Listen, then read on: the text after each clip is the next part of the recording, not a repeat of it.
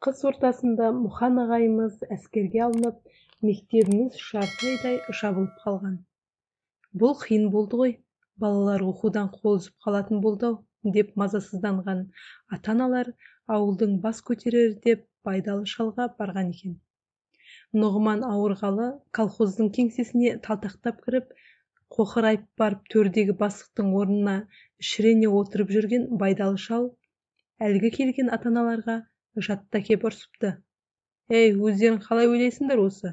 Мына қақаған қыста мұғалім табуды оншық көресіңдер ме? Ол жаңа келетін мұғалімге үй керек емес пе? Отын су керек емес пе? Ал оның бәрін мен қайдан табам? Жә, бастыға тұрмаңдар, деп қуып шығыпты. Осыны естігенде төсек тартып жатқан Нұғыман қатты ренжіген көрінеді. Байдалыны үйіне шақыртқан екен, әншейінде Нұғыманның атын естігенде мөнтен қағатын шал бұл жолы тіпті пысқырмапты да, қолым тимейді деп бармай қойыпты. Байдалы шалдың мына қылығын естігенде үлкендер жағасын ұстады. Құлан құдыққа құласа, құрбақа құлағына ойнақ салар деген осы екен-ау десті. Нұғыман кім еді, Байдалы кім? Күні кеше колхоздастыру кезінде бүкіл бір болыстың елін аузына қаратып, соңына ерткен орақ тілді, отауызды, бетіне жан қаратпаған жігіттің сұлтаны еді ғой Нұғыман. Әттең абайсызда тап жауларының қолына түсіп мертігіп қор боп қалды. Ал Байдалы болса, әркімнің шөре-шөресінде жүрген, қолға су құюдан аспаған сорлы жан еді. Енді міне бүгінде кісімсіп бұл да ел басқарып жүр. Мына қараң үшкір соғыстың кесапаты да. Әйтпесе ер азамат түгел тұрса, Байдалыға қарап қалар күн туар ма еді сірәда. Әжібек болса өзіне қарайлас біздерді, балаларды жиып алып, біз арқылы ата-аналарымызды табалап бір рахаттанып қалды. Ал Байдалыға бағынып бір жетсіңдер ау? Еріңдер сол қақпастың соңынан. Тұп-тура социализмнің төрінен бір-ақ шығарсын, деп кекетті барлығымыздың төбемізден қарай тұрып.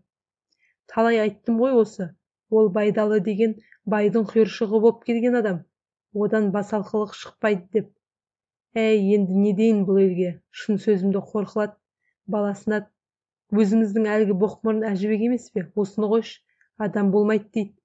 Ал сонда сенген Байдалысының түрі анау ма? Әжібек Байдалы шалға да, оған бағынып жүрген бүкіл ауылға да ызалы еді. Сол ызасын қазір біздердің көзімізді шұқығандай бетімізге басып айтып тұр. Біз болсақ үнсіз мойындап тұрмыз. Шынында да Әжібектің ақылындай ақыл кейбір үлкендерде жоқ ау дейміз. Ал көксоққандар, оқудан қалған обалдарың бірінші Гитлерге де, екінші Байдалыға, деді Әжібек сөзін түйіндеп. Қайта бір есептен осы соғыс біткенше бастарыңды қатырып оқымағандарыңда дұрыс. Зат есім, сын есім, тағы қан есім еді әлгі? Сан есім. Иә, сол толып жатқан есімдермен бас қатырғанша пайдалы бір тірлік істеу керек қой. Оқуды соғыс біткеннен кейін оқып алсақ та жетеді. Өзім соғыс біткен күннің ертеңіне-ақ станциядағы нағашымдікіне барып тұп-тура медицина оқуын оқимын. Көкелеріңді сонда танытамын әлі. Ей, сонда әсіресе мына Байдалы қақпасты алдыма салып, іші кепкен сиырдай ғып бір тырқыратар мынау, бүкіл елдің алдында табанында жалайтын болады. Осы кезде үйінен шыққан Ырысбек дауыстап Әжібекті шақырған. Жолдас бас қолбасшы. Бері кел деймін, деді Ырысбек. Қазір, деп Әжібек дедектей жөнелді. Кетіп бара жатып, мына әскерлерді қайтем, деп сұраған. Күте тұрсын, деді Ырысбек.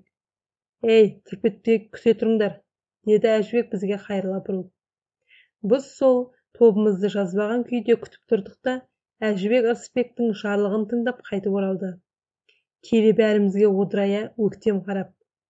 Ал көксоққан әскерлер, бас қолбасшы сіздерге ұрсып тұр, деп бастады сөзін. Соңғы кезде сендердің не оққан оқуларың жоқ, не бітірген істерің жоқ, тағы да беттеріңмен кетіп бара жатырсыңдар. Серкесі жоқ, мал құсап барасыңдар. Оларың жарамайды. Жаңа Ырысбек те соны айтты. Шүкіршілік бастайтын серкелерің бар. Ол мына менмін. Өз тұста балалардың бірі шиқылдай күлген. Әжібек көзін аларды. Қане о кім күліп тұрған? Көк желкеңді қиып жіберейін осы, деген түтіге жекіп. Көкі сап тиылды. Жаңа бас қолбасшы екеуміз ақылдаса кеп, сендерді қыс кезіндегі еңбекке тәрбиелейтін болдық. Анда-санда таудан отын шабуға барып тұрамыз. Бұл бізге әскери тапсырма, деді сөзін шегелеп, онан соң тау жаққа көз сала тұрып. Әне, ешкөлместің өңгейіндегі бұйралана үйісіп жатқан қалың тобылғымен қарағанды көрдіңдер ғой. Содан отын шабамыз. Мынадай қыста салпақтап құр ойнай бергенше, бір уақ отын шауып, шешелеріңді қуантсаңдаршы. Қарағым адам боп қапты деп көкесі көкке жетеді ғой, деген. Ой, біздің үйде отын көп, атам кеше бір шана ағаш отын түсірді. Біздің үйдің отыны да қысқа жетеді. Мен де бармаймын, деп балалар жан-жақтан дабырлай бастаған. Әжібек дөрпеген көне етігімен жерді теуіп қалды. Бәрің де барасыңдар, деді ақырып. Сендер немене тәртіпті ұмытқансыңдар ма? Мұны мен әскери бұйрық деп тұрмын ғой. Қане, осыдан біреуің бас тартып қиқалақтап көріңдерші. Әкелеріңді де шешелеріңді де танып жіберейін. Әне, бас қолбасшы Ырсекеңнің өзі тұр ғой. Біз балалар жым болдық. Дәл қазір Әжібек анадай тұрған Ырысбекті арқаланып, қайсымызды болса да қарсылық етсек, итше тепкілеп жіберетіні анық еді. Ал барыңдар, үйлеріңнен кеткендеріңді және отын буатын 2 жіптен алып шығыңдар. 2 жіп неге керек? Неге керек екенін барған соң көресің. Отынды шабамыз да, буып таудан домалатамыз да жібереміз. Ешқайсыңның жаның қиналмайды, көк соққандар. Егер осыдан біреуің бармай қалып көр, мына жұдырық соның төбесінде өтеді, деп күс-күс арық жұдырығын көрсетті. Үйге кеп барлық балалар боп, таудың күнгейінен тобылғы шабатымызды айтып, белімізге жіптерімізді буынып, қолымызға кетпендерімізді ұстап, сәлден кейін көш ортасына топырлай жиналдық. Дәу кетпенді әзер деп көтеріп, үйден шығып бара жатқанында әжем, құлыным-ау, шаман келмейді ғой, деген. Келет, балалардың бәрі де бара жатыр, дедім. Шынын айтқанда, көбімізге мына қыста тауға шығып отын шабу ең қызық ойын сияқты көрінді. Үлкендер болса, балалардың аяқ асты мына қылығына қаперінде не дерлерін білмегендей, не қоштап мақтап кете алмай, не қойыңдар деп тиіп тастай алмай аң-таң. Әрине, қыс ішінде бір уыс отынның өзін үнемі көріп отырғанда, баласының отын шауып әкелем деп өз тарапынан суырылып шыққан тірлігі кімді де қуантатыны сөзсіз. Тек бірдеңеге ұрынып қалмай қайырымен болсын дейді де. Әжібек бастап ауылдың жоғары жағына қарай шұбырып жүріп кеттік. Алып алмағаштың тұсына жеткенбіз. Бұтақтары сойдайып жалаңаштанып тұр екен. Ұшар басындағы бұтақтарында бүрісіп қатып семіп қалған қоңырқай алмалары көрінеді. Төменгі бұтақтарында байланған шүберектер жалбырайды. Бізге мына қыста сол қатып семген алмаларының өзі уылжып тұрғандай, аузымыздан сілекейіміз ағып, қызыға қарағанбыз. Бұтақтарына шығып сілкейік, бәлкім анау алмалар түсер, деді балалардың бірі.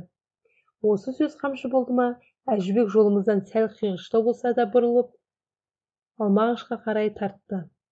Алып алмағашқа жақындай бергенбіз. Төңірегі ойқастаған қалың із екен. Шашылған құстың қауырсыны жүн жырқа. Биыл түлкі қалың ғой, түлкінің іздері шығар, деген бәтен. Мүмкін алмағаштың түбіндегі үңгірге түлкі жатып жүрген шығар. Қазір ұстап алса қандай қызық болар еді, деген Қайрат. Жоға, бұл із түлкінікі емес, деді ізге үңіле қараған Санат. Түлкі қарға бүйтіп батпайды. Онда қасқырдың ізі шығар? Жоқ, қасқырда емес. Бұл иттің ізі. Қазір не болса да көреміз енді, деді алда келе жатқан Әжібек. Әне, үңгірден қарай бірдеңені басы қылтияды. Кетпендеріңді оңтайлап ұстаңдар. Осы кезде алып алмағаштың түбіндегі үңгірден қарағаншық атып шықты. Көздері қып-қызыл боп қанталап, тістерін сақылдата арылдап, айбат шегіп бізге қарсы жүрген. Аппақ қардың үстінде өзі қап-қара боп ештеңеден тайынбайтын керемет қорқынышты еді. Жолбасшымыз Әжібек болып, біз бір-бірімізді баса жаншып, кейін қаштық. Қорыққандарынан бір-екі баланың ойбайлап жіберген дауыстары шығып кетті. Омбы қарда сүріне қабына едәуір қашып барып, кейін бұрылғанбыз. Қарағаншық соңымыздан қумапты. Үңгірдің аузына қайта барып, жер иіскелеп қаңсылады да, ұлы болып жіберді. Ей, мынаның іші қабызып емшектері салақтап тұр ғой, күшік дегеннен сау ма? Деген балалардың бірі. Расында да түрі күшік деген сияқты. Иә, үңгірге маңайлатпауы тегін емес. Қыста күшік деген қаншықты көргенім осы. Қай бір жақсылық дейсің, десіп алып, алма ағаштың басындағы қатып семген алмалардан күдер үзген балалар енді тауға қарай өз жолымызға түстік. Таудың етек жағындағы жел үрлеп, нығарлап тастаған қалың қарды кетпенмен қадау-қадау ойып, баспалдақтап жол салып, жоғары қарай шұбыра өрлеп келеміз. Сөзіміз Қарағаншық төңірегінде. Әлдеқашан жоғалдыға санап жүргенімізде күтпеген жерден алып алма ағашының түбіндегі үңгірден шыға келуі бізді қатты таңырқатқан еді. Оның үстіне қыс ішінде күшік дегенін қарасаңшы, күшіктері қалай тоңбайды екен? Ауылға жоламай мына жырақта жүріп өзі немен қоректенеді? Осы тәрізді толып жатқан сұрақтарға жауап таба алмай дал боламыз. Қарағаншық киелі ит қой, деді ішіміздегі ең білгішіміз Санат. Бұл ауылға не жақсылық, не жамандық әкеледі.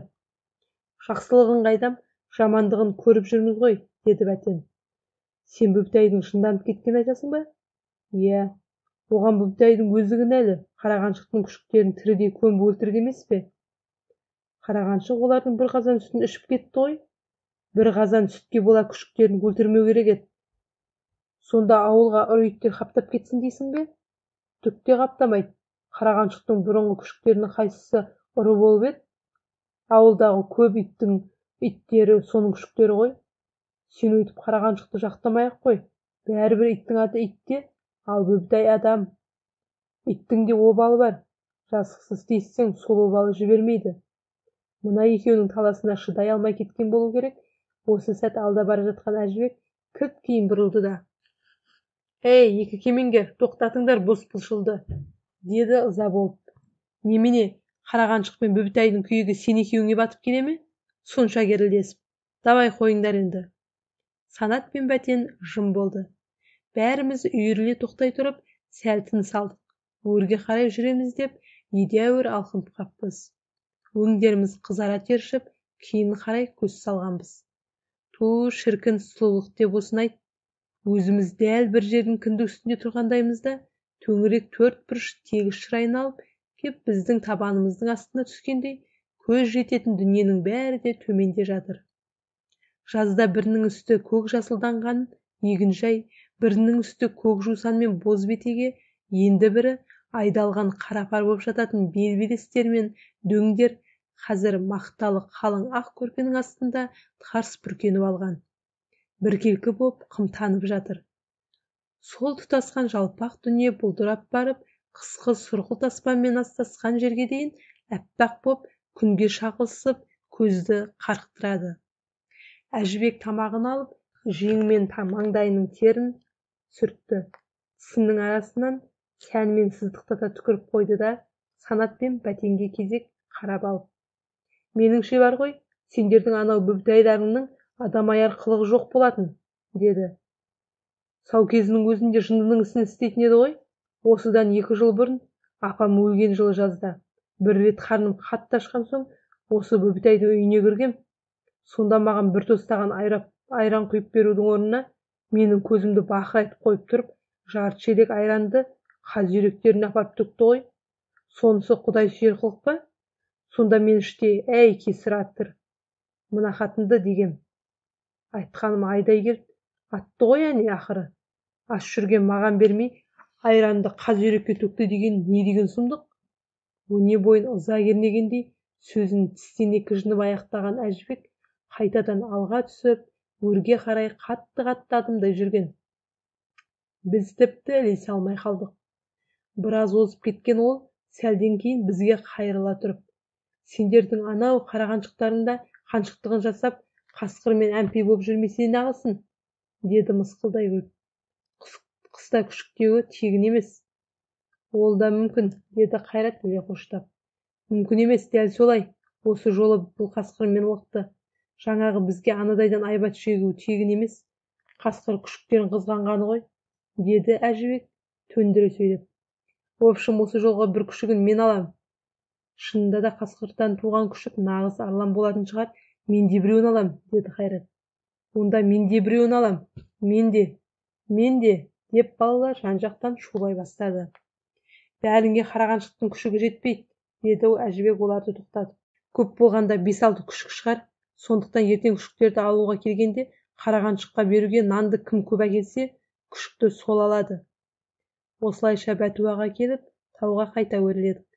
Жоғары көтерілген сайын қар мүлде жұқарып, біртіндеп қары жоқ қарайған жерге де аяғымыз жетті.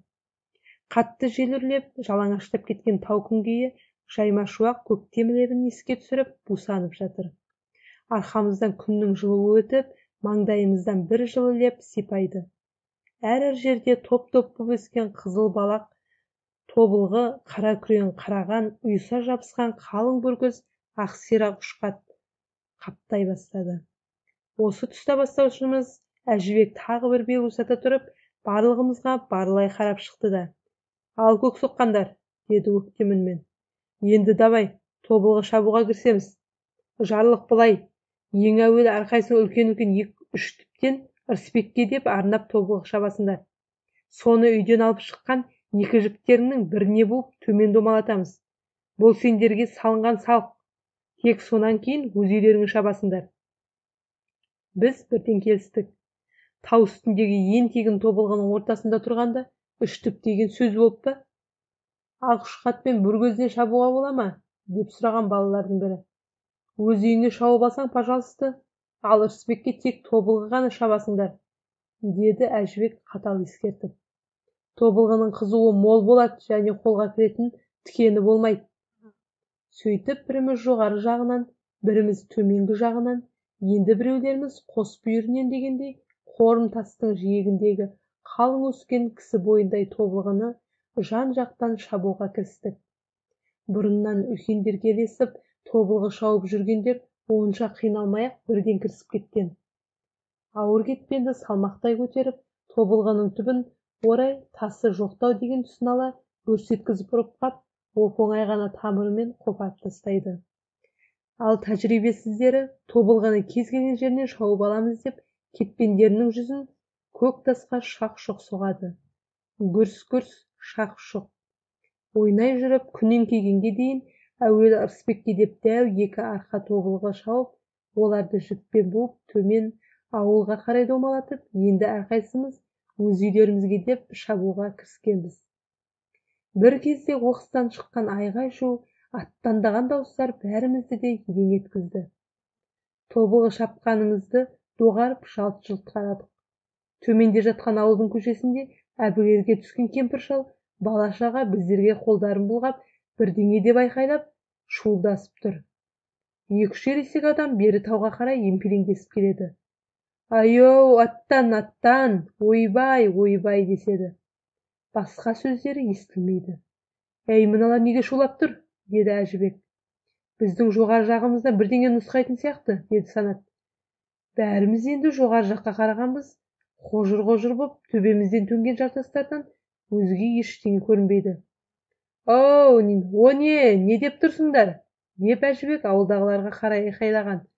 Осы сәтте ғана құлағымызға ауылдағылардың «Ысқыр, ысқыр» деген сөздері естілгендей болды. «Қасқыр дейді», деді Санат. «Ойбай, қасқыр деп тұр ғой», деді балалардың бірі үрейлене. Бәріміз де үрейлене қалдық. Қайтадан ор жаққа төңірегімізге қарағанбыз. «Әне», деді бір бала, «қос көк тастың астында». Енді біз де көрдік. Алып алмағаштың жерке тұсында, біздің теріскей жағымызда, аумағы 2 үйдің орнындай жалпақ 2 көк тас боп тұратын. Солардың астыңғы жағында 4-5 көк ит бұта-бұтаның арасында бірі шоқиып, бірі тұмсығын көтере ауаны иіскелеп, енді бірі біз жаққа сазара қарап тұр екен. «Ойбай-ай, апа!» деп шарылдай жөнелді балалардың бірі. Оған екінші, үшінші ойбай қосылды. Тау үстінде шулап кеттік. «Не істейміз?» деген Әжібек. «Тек қашпайық, бәріміз топтасып бірге тұрайық», деді Санат. «Дұрыс, қане кетпендеріңді алып менің қасыма жиналыңдар. Кетпеннің шүйдесімен тасты соғып, бәріміз бірдей аттанайық». «Аттан, аттан!» Шақ-шұқ тасты соғып, бәріміз бақырып, біріміз шыңғырып, аттан сап ойбайлай бердік. Кенет қасқырлардың шоқайып отырғаны төмен қарай ырши секірген. Анық көрдік, үлкендігі тайыншадай, нағыз көкжал екен. Секірген күйі біздің көзімізден таса тұрған алып алмағыштың тұсына батып көрінбей кетті. Төменгі ауыл жақтағылар бұдан бұрынғыдан да қатты шуылдасып кетті. Бәрің түгелсің бе? Деді үрейленген Әжібек. Түгелміз. Көкжалдың соңын ала басқа қасқырлар да бізге көрінбей кеткен. Құз жақты жаңғырықтырып, иттің жан ұшыра үргені, одан қатты бір қаңқ еткен естілді. Ауыл жақтағылар әлі шулап тұр. Сәлден кейін алып алмағаштың арғы жағындағы қарлы беткейді қиялап әлгіндегі қасқырлар ұмар-жұмар орталарындағы қараңдаған бірдеңені кезек-кезек созғылап сүйрелеп бара жатты. Қарағаншық та кетті. Жан ұшыра қаңсылап бара жатқан сол қарағаншық екен. Әрқайсысына бұл да ауыз салмақ болып, азу тістерін сақылдатып айбат жасайды. Бұлқына арпалысады. Көмек сұрап жан ұшыра қыңсылайды. Бірақ әлуетті күші басын қасқырлар оны жан жағынан қақпақылдай қағып, көкпарға салғандай бірінен бірі жұлқа тартып кергілеп барады. Әрқайсысы бар екпінімен ағып кеп, қанға боялған арандай ауыздарын салып өткенде, қарағаншықтың бір мүшесін жұлып әкеткендей болды.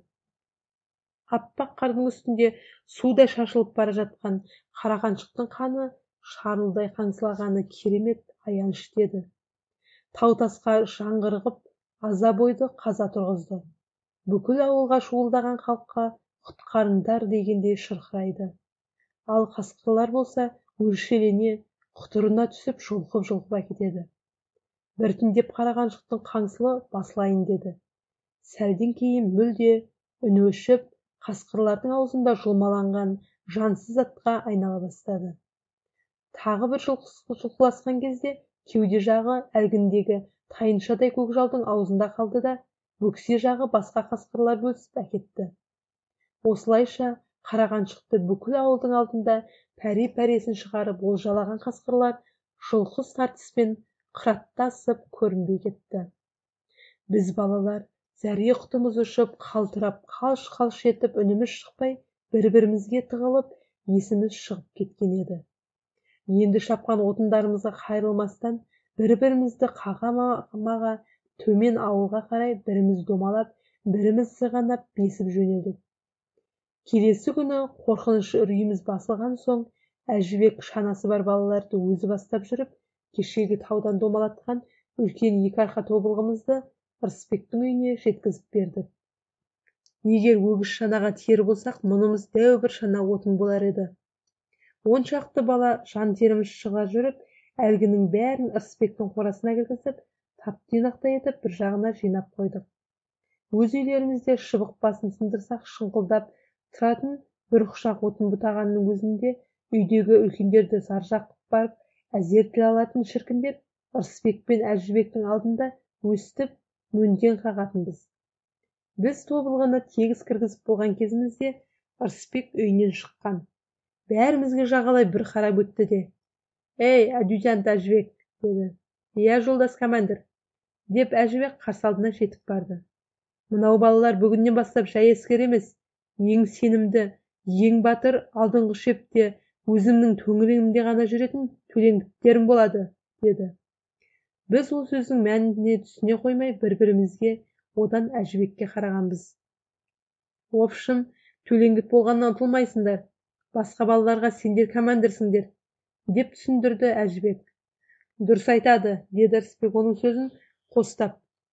«Ертең мен мына Әжібекті МТС-қа темекі әкелуге жібергелі отырмын. Темекі әкелген соң бәріне шылым тартуды үйретеміз». Біз төбеміз көкке жеткендей боп қуанып қалдық. Бір-бірімізге жымыңдаса қарап, шылым тартуды үйренетінімізге мәз боп тұрмыз. Шылымды құшырлана тұрып, сорып, оның түтінін мұрыннан, көзден, құлақтан шығару деген керемет қой.